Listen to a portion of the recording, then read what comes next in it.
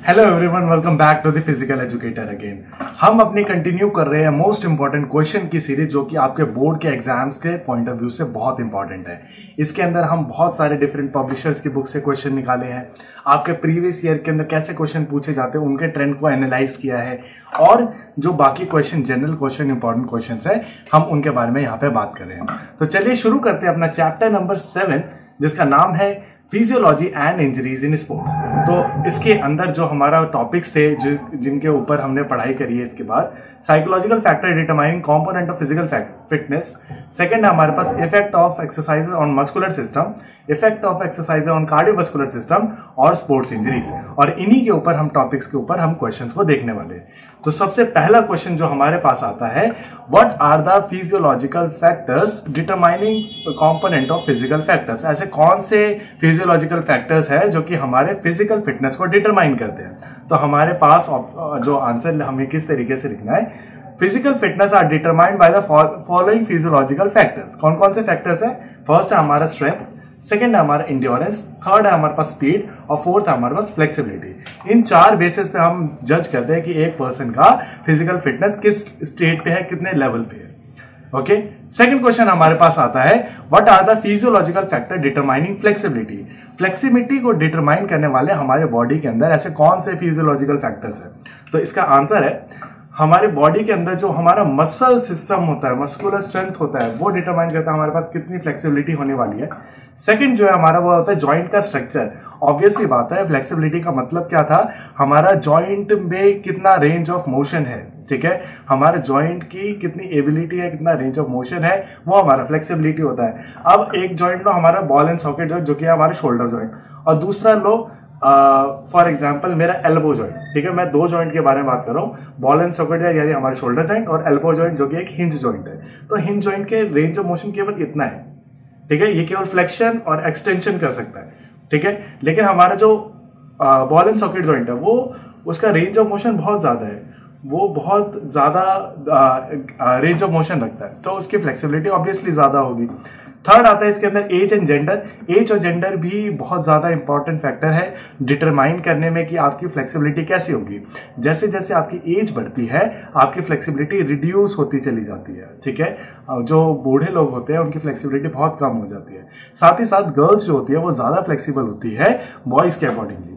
Stretchability of muscle, हमारी muscular stretchability यानी हमारी मसल्स कितना स्ट्रेच हो पाती है उसके ऊपर भी डिपेंड करेगा कि आपकी फ्लेक्सिबिलिटी कितनी होने वाली है। अगर आपकी मसल में कभी जोर हो जाता है, वहां पे स्ट्रेच होने में उसको दिक्कत हो या उसको मसल को खींचने में दिक्कत हो रही हो, तो आपकी फ्लेक्सिबिलिटी अपने आप ही उस जॉइंट की रिड्यूस हो जाती है। ठीक है, इंटरनल इन्वायरमेंट, अगर आपकी बॉडी का टेम्परेचर वार्म है तो आपकी फ्लेक्सिबिलिटी ज्यादा होगी। अगर आप ठंडे जगह पे हो या आपके बॉडी का टेम्परेचर अभी कम है तो आपकी जो फ्लेक्सिबिलिटी है वो भी कम होगी। ठीक है, और प्रीवियस इंजरी, अगर आपकी पहले कोई प्रीवियस इंजरी का रिकॉर्ड है या कोई हिस्ट्री है तो आपकी ऑब्वियसली हो सकता है उस इंजरी की वजह से आपकी फ्लेक्सिबिलिटी रिड्यूस हो चुकी हो। तो ये कुछ फिजियोलॉजिकल फैक्टर थे जो कि हमारी फ्लेक्सिबिलिटी को डिटरमाइन करते हैं। What are the acute and chronic effect of exercise on muscular system? हमारा एक्सरसाइज करने से हमारे मस्कुलर सिस्टम पे एक्यूटली यानी छोटे टाइम पीरियड में, अगर हमने थोड़े टाइम एक्सरसाइज किया तो क्या फर्क पड़ेगा, और हम लंबे टाइम से एक्सरसाइज करते आ रहे हैं तो क्या फर्क पड़ेगा, हम दोनों के बारे में देखेंगे। अगर हम रेगुलरली एक्सरसाइज करते हैं तो उससे क्या होता है, हमारा बॉडी का शेप चेंज होता है और मसल का साइज भी चेंज होता है। फर्स्टली, ठीक है, हमारा मसल का साइज होता है वो बढ़ने लगता है या कम भी हो सकता है डिपेंडिंग अपॉन आप किस टाइप की ट्रेनिंग कर रहे हो। ठीक है, हमारी बॉडी का शेप चेंज होगा, फैट रिड्यूस होना स्टार्ट होगा, बॉडी कॉम्पोजिशन इंप्रूव होगा, फॉर्मेशन ऑफ मोर कैपिलरीज। अब जब हमारी बॉडी को लगेगा कि भाई तुम एक्सरसाइज कर रहे हो और ज्यादा ऑक्सीजन ट्रांसपोर्टेशन की जरूरत है, ज्यादा चीजों को पहुंचाने की जरूरत है पूरी बॉडी तक, तो क्या होगी, न्यू कैपिलरीज फॉर्म होगी। कैपिलरीज क्या होती है, जहां पे आर्टरीज और वीन आपस में कंबाइन होती है, तो उसको कैपिलरीज बोलते हैं। Muscle remain in tone position. अब देखो, अगर आप रेगुलरली एक्सरसाइज नहीं करते और आप अपना आर्म ऐसे भी छोड़ दोगे तो क्या होगा, आपका बाइसेप नहीं दिखेगा। लेकिन आप रेगुलर एक्सरसाइज करोगे, थोड़ा सा भी करोगे तो वो टोननेस जो आती है, वो जो कर्व्स से जो आते हैं, वो मसल जो है वो टोन ही रहेगी, चाहे आप फ्लेक्स ना भी करो तब भी। ठीक है, कंट्रोल करता है एक्स्ट्रा फैट, कभी भी एक्स्ट्रा फैट डिपॉजिट होने में नहीं देगा वो। हमारे कनेक्टिव टिश्यूज को, ठीक है, उसके अंदर चेंज आते हैं, जो भी हमारे कनेक्टिव टिश्यूज है, फॉर एग्जांपल जो बोन टू बोन कनेक्ट करते हैं वो होते हैं हमारे लिगामेंट। तो वो लिगामेंट के जो कनेक्टिव टिश्यूज है वो क्या होंगे, मोटे हो जाएंगे। ठीक है, वो स्ट्रेंथी हो जाएंगे और ज्यादा अच्छे तरीके से होल्ड कर पाएंगे। एफिशिएंसी इंप्रूव होती है हमारे मूवमेंट ऑफ मसल्स की, हमारा माइंड बॉडी कोऑर्डिनेशन इंप्रूव होता है जिससे हम अपने मसल्स को और बेटर तरीके से मूव कर पाते हैं। फिर आता है non functioning fibres became active. अब बॉडी जो है उसकी एक खास बात क्या है, वो तभी काम करेगी जब उसको लगेगा कि जरूरत है। ठीक है, अब हमारी बॉडी को लगेगा कि भाई तुम काम कर रहे हो, तो वो जो नॉन एक्टिव फाइबर्स है उनको एक्टिव करेगी कि भाई इसको ज्यादा जरूरत है, तुम भी काम करो। ठीक है, ऐसा होता है ना, अगर आपके घर में 4 जने हैं, काम एक जने का तो एक ही जना करेगा ना, कि चारों उस काम को करने में लग जाते हैं, नहीं। ठीक है, जब काम बढ़ जाता है फिर बोलते हैं हाँ दिवाली की सफाई करनी है भाई, चारों जने लो। ठीक है, तो इसी टाइप से हमारी बॉडी भी वर्क करती है। तो ज्यादा मसल फाइबर काम करने लगेंगे अगर आप एक्सरसाइज में, मतलब थोड़ा सा एक्टिव रहोगे स्पोर्ट्स को लेके या किसी और चीज को लेके। बॉडी पोस्चर जो होता है वो करेक्ट होता है। बॉडी पोस्चर के अंदर बहुत अच्छा इंप्रूवमेंट आएगा अगर आप एक्सरसाइज पे प्रॉपर ध्यान दोगे तो। नेक्स्ट आता है हमारे पास, what are the acute and chronic effect of exercises on cardiovascular system. अब कार्डियोवास्कुलर सिस्टम पे एक्सरसाइज का क्या इफेक्ट होगा, तो कार्डियोवास्कुलर सिस्टम याद कर लो, वो बनता था हमारे हार्ट से और हमारे लंग्स से। तो जब हार्ट और लंग्स जो थे आपस में कनेक्ट हो जाते थे, तो और ये लंग हार्ट से जो पूरी बॉडी कनेक्ट होती है, तो उससे मिला के पूरा हमारा कार्डियोवास्कुलर सिस्टम बनता था। ठीक है, अब कार्डियोवास्कुलर सिस्टम के अंदर देखो, जो हम अगर रेगुलर एक्सरसाइज करेंगे तो क्या होगा, लॉन्ग टर्म में क्या होगा, अगर हम बहुत लंबे टाइम से एक्सरसाइज कर रहे हैं, रेगुलरली कर रहे हैं और मतलब कार्डियो पे ज्यादा ध्यान दे रहे हैं, जिसके अंदर हमारा लंग्स और हार्ट बहुत ज्यादा एक्टिवली काम करते हैं, तो उसके अंदर हमारा हार्ट का साइज इंक्रीज हो जाएगा। फर्स्ट थिंग, हार्ट का साइज इंक्रीज हो सकता है, हाँ बिल्कुल हो सकता है, वो भी एक मसल है, कार्डियक मसल है, और हर मसल का साइज इंक्रीज और डिक्रीज दोनों हो सकता है। तो हार्ट का साइज इंक्रीज हो जाएगा। डिक्रीज हो जाएगा हमारा resting heart rate. Resting heart rate किया, अगर मैं नॉर्मली कोई काम नहीं कर रहा, मैं रिलैक्स हूं, तब भी मेरा हार्ट पंप कर रहा है। अब इसका मतलब क्या है, अगर मेरा हार्ट मान लो अभी 50 बीट्स पर मिनट धड़क रहा है, यानी मेरे हार्ट को 50 बार धड़कना पड़ रहा है पूरी बॉडी की सप्लाई को कंप्लीट करने के लिए। अगर मेरा हार्ट और स्ट्रांग हो जाए तो क्या होगा, हो सकता है वो 40 बीट में ही वही काम कर दे। तो मेरा जो रेस्टिंग हार्ट रेट है अगर वो कम हो जाता है तो मेरे लिए, यानी मेरा हेल्थ का स्टेटस इंप्रूव हो रहा है, मेरा हार्ट और स्ट्रांग हो रहा है, मेरा जो रिक्वायरमेंट पहले 50 बीट में हो रहा था वो 40 में ही हो पा रहा है। तो ये होता है हमारा रेस्टिंग हार्ट रेट। नेक्स्ट है हमारे पास stroke volume increase at rest. हमारा जो स्ट्रोक वॉल्यूम होता है रेस्ट के टाइम पे वो भी इंक्रीज हो जाता है, यानी अब ज्यादा ब्लड पंप हो पाएगा। ठीक है, increase in the cardiac output. Cardiac output यानी 1 मिनट के अंदर हमारा दिल कितना ब्लड टोटल पंप कर देता है, तो उसको हम कार्डियक आउटपुट बोलते हैं। तो हमारा कार्डियक आउटपुट इंक्रीज हो जाएगा। ब्लड फ्लो जो होगा वो हमारा इंक्रीज होगा। हमारा ब्लड प्रेशर डिक्रीज हो जाएगा, क्योंकि हमारा ब्लड प्रेशर बढ़ जाता है अगर आप इनएक्टिव रहते हो पूरे लाइफ के अंदर, मतलब पूरे टाइम पीरियड के अंदर। उसे क्यों, क्योंकि हमारी है ना इंट्रावीनल फैट जमा होने लगते हैं, हमारी वीन्स और आर्टरीज के अंदर एक डिपॉजिट होने लगता है फैट का, जिसकी वजह से क्या होता है, वो कॉन्स्ट्रिक्ट कर देता है ब्लड का फ्लो, जिसको हम कोलेस्ट्रॉल भी बोलते हैं। अब यहां से ब्लड जाएगा तो उसके लिए रास्ता कम बचेगा। ठीक है, इंक्रीज हो जाएगा ब्लड का वॉल्यूम। ब्लड वॉल्यूम कैसे इंक्रीज होगा, जब बॉडी को लगेगा कि भाई ये इतना काम कर रहा है, इसको ऑक्सीजन की ज्यादा जरूरत है, तो वो और ऐसे कंपोनेंट को रिलीज करेगी जो कि आपके ब्लड की थिकनेस को बढ़ाएगा, उसके वॉल्यूम को बढ़ाएगा। ठीक है, और क्विकर रिकवरी रेट, क्योंकि अब आप इतना अच्छे तरीके से काम कर रहे हो, आपकी कैपिलरीज बढ़ गया, आपका हार्ट बढ़ गया, आपका कार्डियक आउटपुट बढ़ गया, तो आप रिकवरी भी जल्दी हो जाओगे। तो आप जैसे एक्सरसाइज करोगे, हो सकता है आप 20-30 सेकेंड्स के अंदर ही दोबारा से एक्सरसाइज करने के लिए रेडी हो जाओ। तो ये कुछ फायदे थे एक्सरसाइज करने के, रेगुलरली, क्रॉनिकली भी और एक्यूटली भी, हमने दोनों के बारे में बात करी।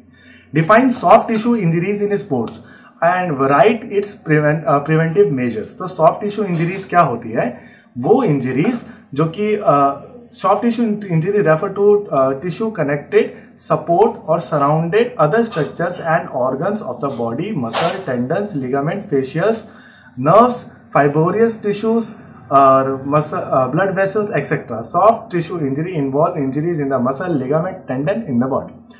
अब ऐसा क्या है, हमारा देखो पूरा जो बॉडी है उसके अंदर बहुत सारी चीजें हैं, मसल्स है, ठीक है, हमारे टेंडेंस होते हैं जो कि मसल टू बोन अटैच होते हैं, हमारे 2 बोन को अटैच करने के लिए लिगामेंट्स होते हैं, हमारे नर्व्स होती है, हमारे फाइब्रस टिश्यूज होते हैं, हमारे ब्लड वेसल्स होते हैं। अब ये सारी चीजें है ना सॉफ्ट मसल से बनती है या स्मूथ मसल से बनती है। ठीक है।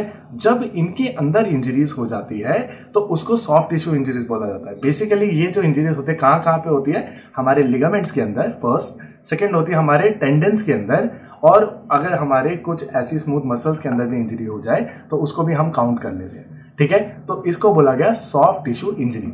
अब सॉफ्ट टिश्यू इंजरीज के अंदर क्या चीजें का ध्यान रखना कि अगर ये ना हो, अगर आप प्रॉपर वार्म अप रखोगे ना तो आपको चांसेस जो होते हैं इंजरी के वो बहुत कम हो जाते हैं। अगर आप प्रॉपर कंडीशनिंग करते हो, एक एक्सरसाइज के बाद प्रॉपर कंडीशनिंग भी करो तो उससे भी आपके इंजरीज के चांस बहुत कम हो जाते हैं। साइंटिफिक इक्विपमेंट एंड फैसिलिटीज का यूज करो, ऐसे इक्विपमेंट मत करो जो कि आपका बॉडी का पोस्चर खराब कर रहा हो या सही ढंग से चल ना रहा हो। तो मशीन कई बार होता है जिम करते हैं और वहां पे मशीन प्रॉपर वर्क नहीं करे, फिर भी हम उस पर वर्कआउट करते हैं जो कि बॉडी के अंदर इम्बैलेंसेस क्रिएट कर सकता है, अगेन वो आपके लिए हार्मफुल होगा। इसलिए जिम के अंदर मशीन्स को देखा जाता है कि वो इतना अच्छे तरीके से मेंटेन है कि नहीं है, ठीक है। तो एक मेंटेन्ड जिम बहुत इंपॉर्टेंट है। Clean and plain surface of playground, हमारा प्लेग्राउंड अगर क्लीन होना चाहिए, पहली बात तो अगर वहां पे कुछ ना कुछ पड़ा होगा तो उसकी वजह से हमें इंजरीज हो सकती है। Knowledge of rules and regulation, अगर प्रॉपर रूल्स और रेगुलेशन का नॉलेज ना हो तो क्लैशेस हो सकते हैं, आपस में लड़ाई भी हो सकती है, आपस में टकराना हो सकता है आप खुद को भी हार्म कर लो, दूसरों को भी हार्म कर दो, ठीक है। और अलर्टनेस, ठीक है, अगर आप पार्टिसिपेट करो उस टाइम पे आपका अलर्टनेस कैसा है वो भी बहुत इंपॉर्टेंट है कि आप कितना बच पाओगे स्पोर्ट्स इंजरीज से। नेक्स्ट आता है what do you mean by dislocation in the joint, explain any two dislocation in the body. Dislocation का मतलब क्या है, ऐसा होता है मेनली है ना, ये जो डिसलोकेशन वाला चीज है वैसे तो कहीं पे भी हो सकता है, ठीक है। जब कोई दो बोन आपस में एक दूसरे से सेपरेट हो जाए जॉइंट से तो उसको बोला जाता है डिसलोकेशन। अब ये डिसलोकेशन है ज्यादातर बॉल एंड सॉकेट जॉइंट में होता है। अब बॉल एंड सॉकेट जॉइंट में क्यों होता है ये बात समझो। ये है सॉकेट, इसके अंदर बोन जाके यूं अटैच हो जाती है। जब हम मूवमेंट करते हैं तो ये बोन ऐसे ऐसे हिलती रहती है। फॉर एग्जाम्पल ये मैं बोल देता हूँ हमारे शोल्डर का शोल्डर ग्रेडल, और यहाँ पे हमारी ये वाली बोन जो है ये जाके यहाँ पे ऐसे अटैच होगी, ठीक है। अब मैं मूवमेंट करूंगा, मान लो मैं अपने एल्बो को उठाता हूं तो वो ऐसे मूव होगा, तो बार बार क्या हो रहा है, सॉकेट से बाहर जा रहा है, सॉकेट से अंदर जा रहा है, तो कई बार ये सॉकेट से ऐसे निकल जाता है, फंस जाता है, ठीक है। अब फंस गया, अब वापस से सॉकेट में डालते हैं हम इसको ताकि ये रिलोकेट हो जाए। तो डिसलोकेशन इज इसका जॉइंट से बाहर आ जाना और जॉइंट को मतलब डिस्टर्ब कर देना। अब इसके मूवमेंट में बहुत पेन होगा तो वापस से अटैच हो जाएगा, जब ये फिर से मूव कर पाएगा। तो this is called dislocation of the joint. ये generally ball and socket joint में होता है, लेकिन दूसरे जॉइंट्स में भी हो सकता है। अब बात करते हैं कहाँ पे हो सकता है। तो बॉल एंड सॉकेट जॉइंट का अगर मैं एग्जांपल दूंगा, सबसे ज्यादा हमारा इनस्टेबल जॉइंट जो है वो हमारा शोल्डर जॉइंट है।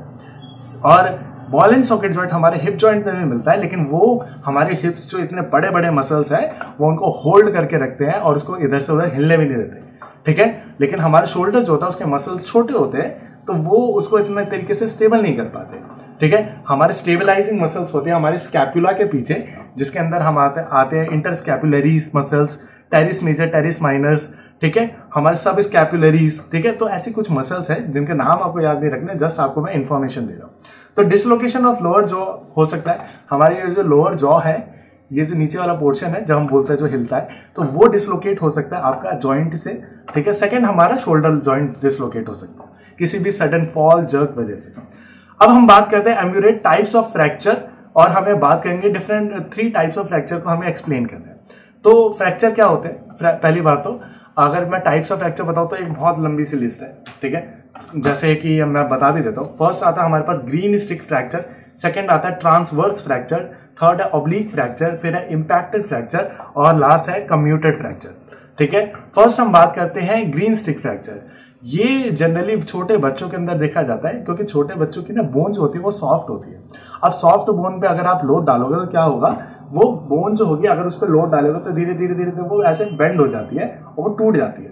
तो वो टूटना, सॉफ्ट बोन का बेंड होने की वजह से जो क्रैक आती है उसको बोला जाता है ग्रीन स्टिक फ्रैक्चर, और ये केवल जनरली बच्चों के अंदर ही देखने को मिलेगा।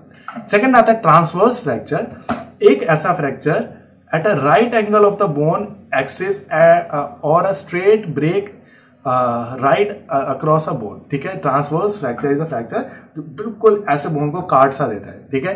नेक्स्ट आता है oblique fracture. A fracture is a standard fracture that across when a force is applied diagonally to the bone. तो अगर मैं बताऊं ऑब्लिक फ्रैक्चर अगर आप ध्यान देंगे बोर्ड पे तो ये वो कुछ इस टाइप से दिखता है कि ये हमारी बोन है ऑब्लिकली वो टूट जाता है, ऐसा कुछ टूट जाएगा, तो दैट इज ऑब्लिक फ्रैक्चर। ठीक है, तो आपको किसी भी तीन को एक्सप्लेन करना है, जो आपको अच्छे लगे आप उसको एक्सप्लेन कर सकते हो, लेकिन आपको फ्रैक्चर्स के बारे में इंफॉर्मेशन अपने पास रखनी है इस चैप्टर के रिगार्डिंग।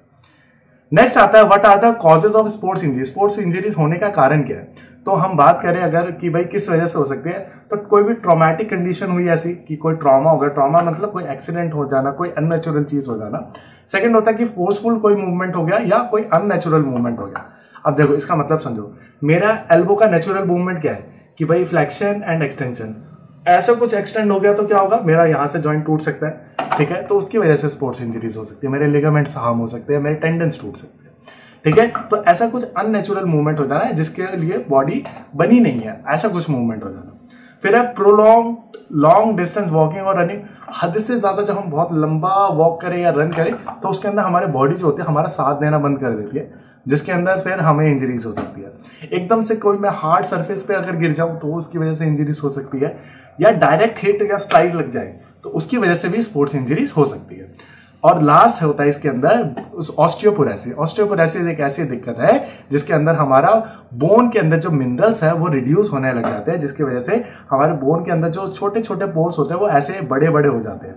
अब बड़े पोर्स जो होते हैं उनके टूटने के चांसेस ज्यादा है, जिसकी वजह से आपको स्पोर्ट्स इंजरीज हो सकती है, थोड़ा सा भी लोड डालने का। ठीक है, तो इसके लिए आपको अगर ऑस्टियोपोरोसिस से बचना है तो आपको वेट ट्रेनिंग बहुत एक अच्छा एग्जाम्पल है, तो आप जिम्स ज्वाइन कर सकते हो और उसके अंदर आपको बहुत अच्छा हेल्प मिलेगा। नेक्स्ट आता है स्टेट में method to prevent joint injuries. तो जॉइंट इंजरीज को प्रिवेंट करने के लिए हमें क्या करना है, एक एडिक्वेट वार्म अप करना है। अब वार्म अप करोगे तो उससे बहुत हेल्प मिलेगा। प्रॉपर कंडीशनिंग करनी है, कंडीशनिंग भी बहुत इंप्रूव करता है कि भाई इंजरी से बचाने के लिए। Athlete should be careful. ठीक है, अगर आप बच के रहोगे, थोड़ा सा अलर्ट रहोगे तो भी नहीं दिक्कत होगा। अच्छे स्पोर्ट्स इक्विपमेंट का यूज करो जो कि आपको अच्छे से प्रोटेक्ट करे, रूल्स को ओबे करो, रेगुलरली एक्सरसाइज करो मसल्स की, और गिरना फॉल होने से बचो और प्रॉपर फिजिकल फिटनेस पे ध्यान दो। अच्छा, मैं एक चीज बोलना चाहूंगा आपको, अगर आपको कोई भी नोट्स या पीडीएफ चाहिए किसी भी प्रकार के तो आप हमारे टेलीग्राम चैनल को ज्वाइन करिए। ठीक है, और बाकी अगर आपको कोई भी कभी भी वीडियो नहीं मिलती तो आप आई बटन दबा के आप प्लेलिस्ट को ढूंढ सकते हैं, या आप वीडियो के बिल्कुल एंड में आपको प्लेलिस्ट मिल जाएगी और आप उस पर क्लिक करके जो भी मिसिंग वीडियोस है आप उसको प्राप्त कर सकते हैं।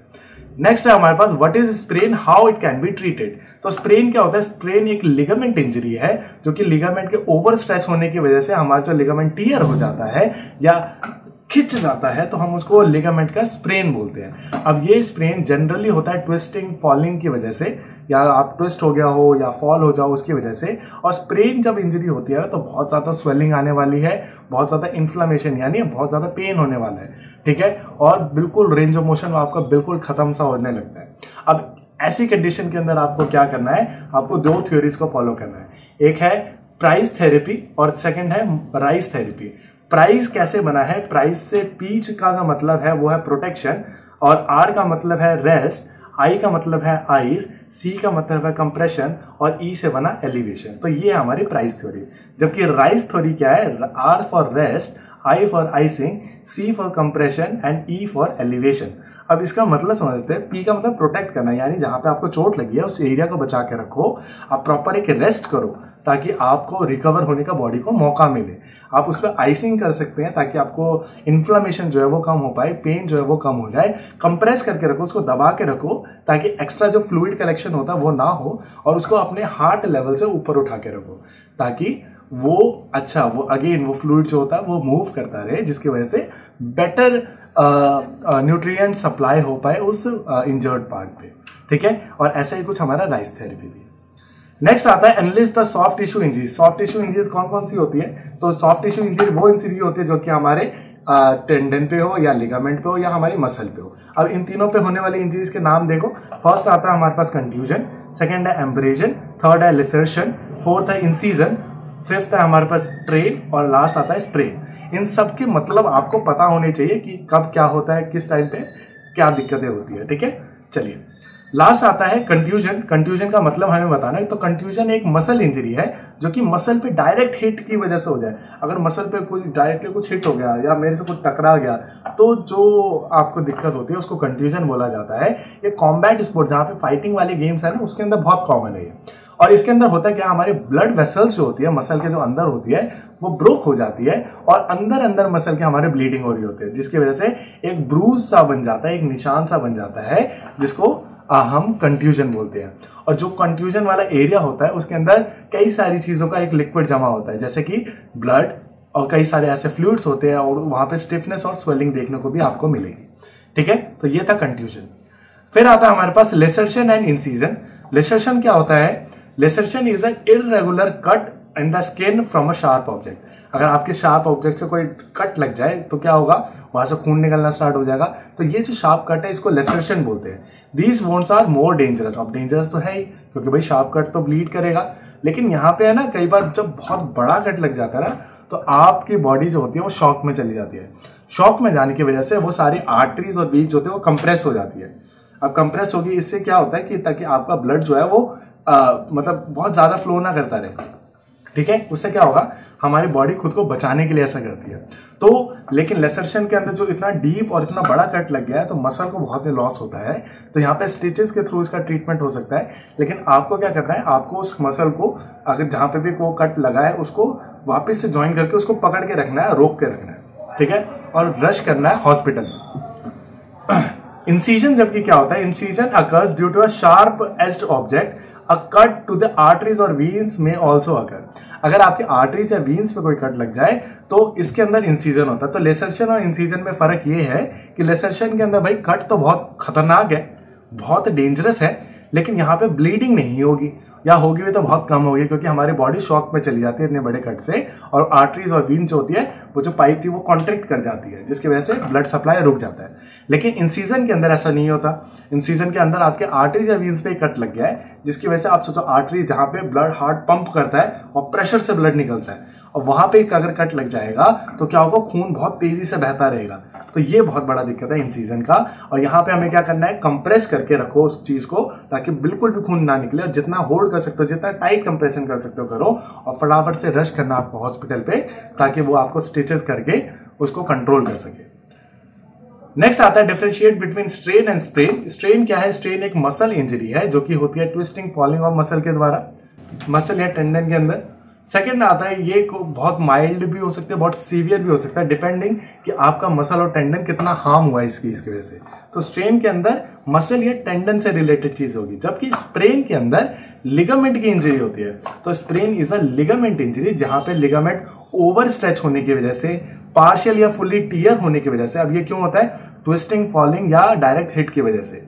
तो ये दो मेजर फर्क है, आपको बहुत अच्छे से ध्यान रखना है, क्योंकि ये दो बहुत कंफ्यूजिंग टर्म्स है।